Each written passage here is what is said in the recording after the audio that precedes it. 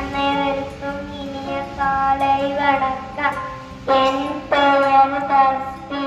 நான் வகுப்பு படிக்கிறேன்.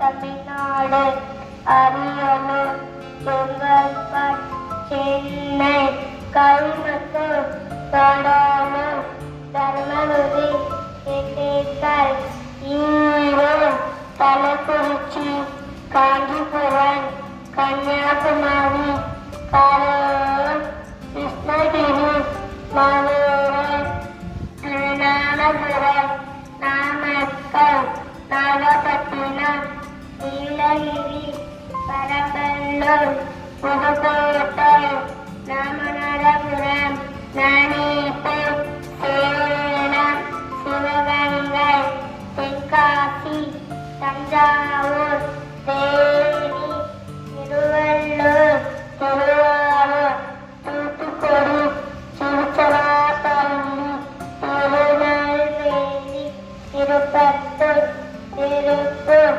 திருவண்ணாமலை, வேலூர், விழுப்புரம், விருதுநகர். நன்றி.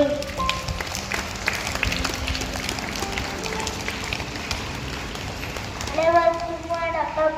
என் பெயர் எஸ்டி கோவிகண்ணன். நான் 2ஆம் வகுப்பில் படிக்கின்றேன். ஐப்பொருள் தன்னின் மெய்ப்பொருள் கல்வி. சேமித்த பொருளை விட கல்வியே உண்மையான செல்வமாகும். நன்றி. காலை வணக்கத்துடன் 8ஆம் வகுப்பு மாணவி ஸ்ரீதர்ஷினி. இன்றைய திருக்குறள் அதிகாரம் 100 பண்புடைமை. குறள் எண் 996. பண்புடையார் பற்றொன்று உலகம் அறிகின்ற மண்ணுக்கு நாய்வதுதான் பொருள். பண்புடைய சான்றோரின் வழியில் நடப்பதால் தான் இவ்வுலகம் இன்னும் இயங்குகிறது. இல்லாவிட்டால் மண்ணுக்குள் புதைந்து அழுத்திருக்கும். நன்றி. காலை வணக்கத்துடன் 9ஆம் வகுப்பு மாணவர் தான் கிருஷ்ணாஜ்.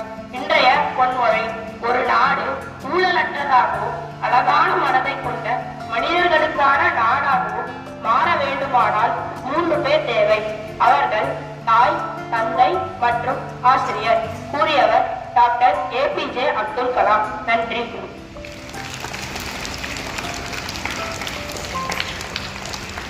Happy birthday.